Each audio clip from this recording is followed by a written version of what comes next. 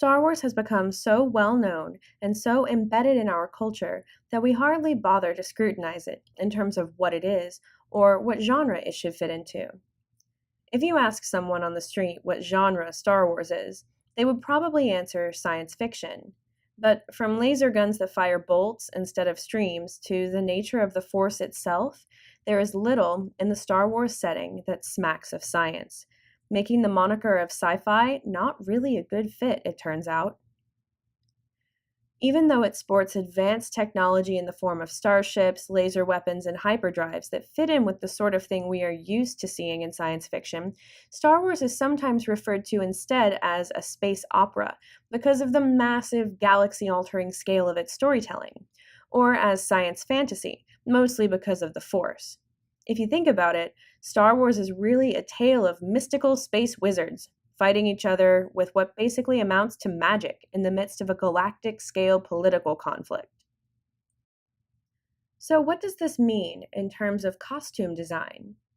Stylist and Star Wars fashion expert Layla French believes that it's the mixture of old and new, the familiar and the profoundly strange, that has made Star Wars a movie that's endured.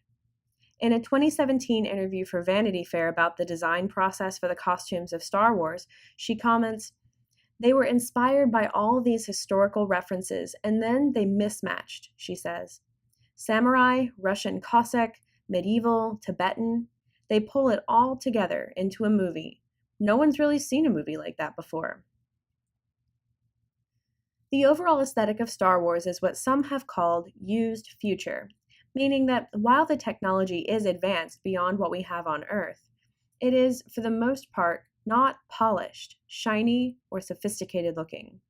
It feels mundane, even shabby, to the inhabitants of the world, and gives the impression of functionality above all, even when it is sleek and stylish. There's a contrast in the universe between the level of tech the average creature has access to and what the Empire has. The contrast between what is barely holding it together and what is fully operational in the setting exists to create a visual contrast between upper and lower class, sophisticated and seedy.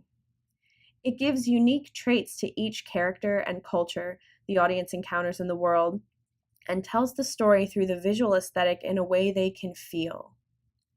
This aesthetic sets the Star Wars universe apart from other intergalactic media and gives the world its depth, texture, and detail. Within the science fiction genre, there are many variations, from the grim dark style such as Blade Runner to the noble bright aesthetics of settings like Star Trek, and plenty in between. Everything about the Star Wars aesthetic feels lived in and worn rather than brand new and clean, with a few exceptions such as Camino. It is also not as dark and gritty as something like Ghost in the Shell, which is closer to cyberpunk than sci-fi. Star Wars blends aspects of filmmaking from the samurai movie and the western, the war movie and the horror flick, which means that in terms of creating weapons and armor that fit the setting, you have a broad range of inspiration to draw on. It hits a tone in between grimdark and noble bright.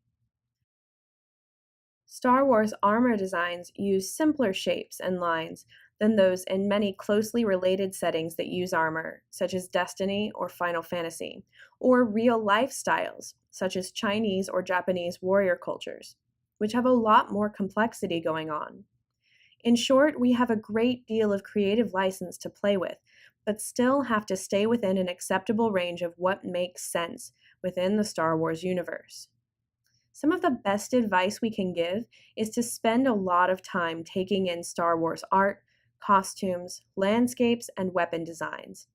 Exposing yourself to the range of what exists in the setting is the best way to develop a keen sense for what constitutes Star Warsiness.